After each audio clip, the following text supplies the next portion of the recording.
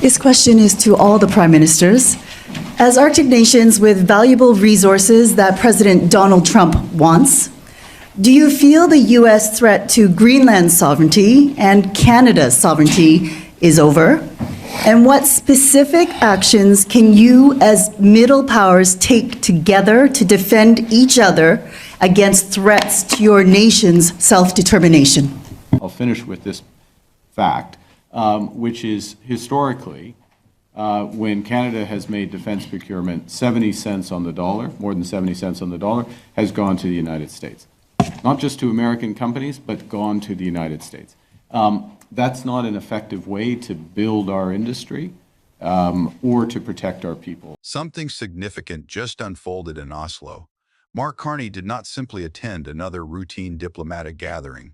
Instead, he brought together a group of international leaders and signaled the early formation of a new cooperative approach to Arctic security, one that could gradually reshape how Canada manages its relationship with the United States. For decades, Canada has relied heavily on Washington for defense coordination.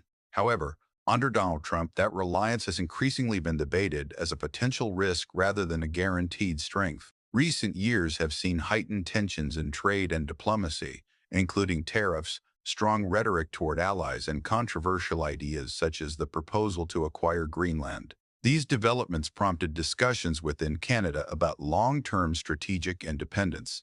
In response, Carney's approach has focused on broadening Canada's economic and diplomatic connections. Partnerships have expanded across Europe as well as with countries like Japan, Australia, India, the Philippines, and China. The goal has been to reduce over-reliance on any single partner while strengthening Canada's global position. Now, this strategy appears to be extending into defense. The Oslo meeting was not only symbolic but also strategic.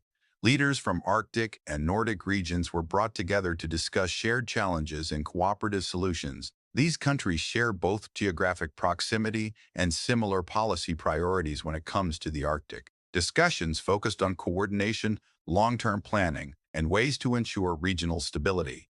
The Arctic itself is becoming increasingly important. It holds critical minerals, energy resources, and emerging shipping routes, while also experiencing changing military dynamics. Carney emphasized that these challenges are best addressed through cooperation among countries with shared interests and values, rather than through unilateral action. It's been a very effective grouping. I thank you for bringing us together, a group of countries that share common purpose, shared values, and a capacity to work with others.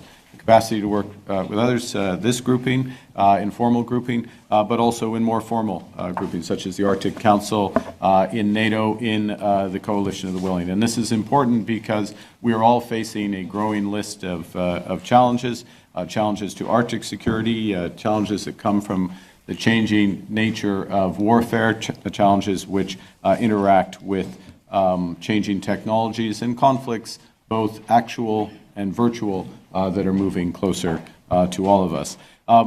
As the Prime Minister just said, and as our discussion reflected, security is moving beyond traditional areas of energy security, food security, and of course defense security into core strategic capacities driven by the changing nature of our economies. One of the most closely watched moments came during the press conference, when a journalist raised a question about Donald Trump's past comments regarding the Arctic. His earlier remarks about potentially acquiring Greenland had drawn significant attention and concern among governments in both Europe and North America. The question posed was direct. If a NATO country were to challenge Greenland's sovereignty, how would Canada respond? Mark Carney answered in a measured but firm manner.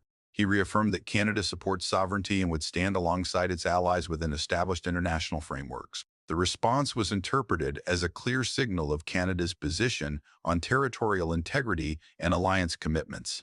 If a country within the NATO alliance tries to take over Greenland, would Canada then be ready to contribute with military forces and actually put up military resistance to protect Greenland? Well, the first thing I'd say, thank you for the question. We stand foursquare behind the principles of sovereignty, territorial integrity. It is for the people of Greenland and Denmark to decide their futures.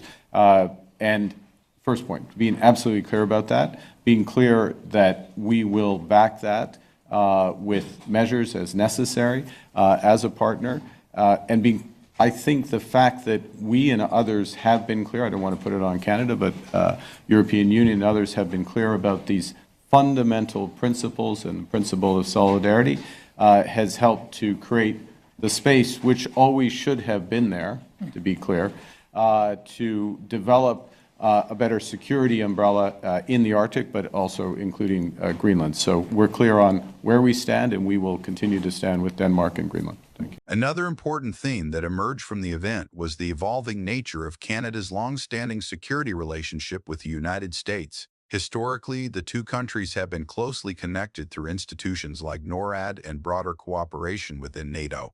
Defense procurement has also often been closely tied, with a large portion of Canadian spending historically directed toward American systems and suppliers. For many years, this arrangement functioned smoothly due to strong alignment between the two countries. However, shifts in political tone and policy direction in recent years have led to renewed discussions in Canada about diversification and resilience. Questions have been raised about how to maintain stable security arrangements in an environment where policy approaches may vary significantly over time. Carney's approach reflects a recalibration rather than a rejection. Canada continues to work with the United States, but it is also expanding its defense relationships. Greater engagement with European and Nordic partners is part of this effort.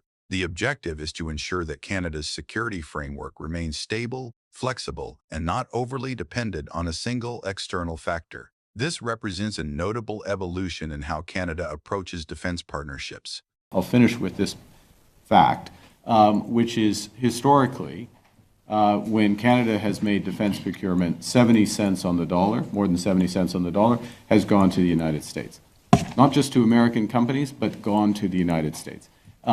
That's not an effective way to build our industry or to protect our people. The broader significance of the Oslo meeting becomes clearer when viewed in the context of the Arctic's growing geopolitical importance.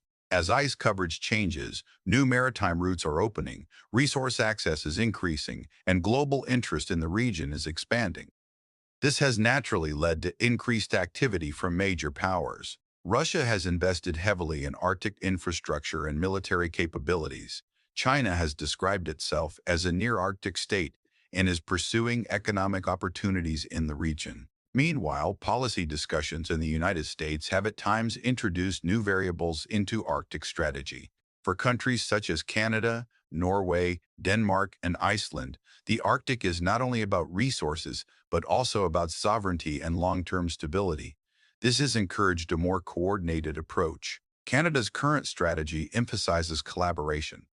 Rather than relying on a single dominant framework, it focuses on building partnerships among countries with shared regional interests. Cooperation in defense, technology, intelligence, and resource management is central to this approach. The idea is not to exclude any one country, but to ensure that Arctic governance reflects the interests of those most directly connected to the region. This approach contrasts with more unilateral strategies and highlights a preference for collective coordination. What emerged from Oslo is not a final structure, but an early signal of direction. It suggests that Canada is seeking a more active and balanced role in Arctic affairs, working alongside partners to shape outcomes in a region that is becoming increasingly central to global geopolitics.